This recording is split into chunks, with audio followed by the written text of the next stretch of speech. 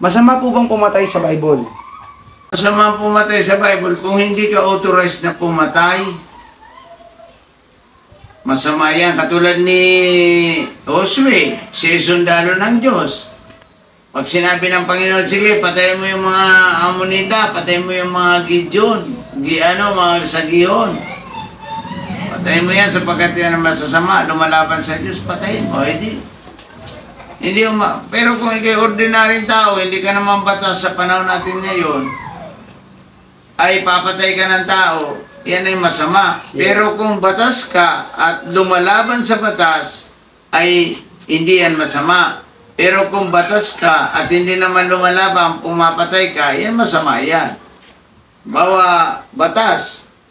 Ano ba, pulis ka? Kahit hindi lumalaban sa batas, pinapatay mo. Kaso yun, mapaparusahan ka ng batas.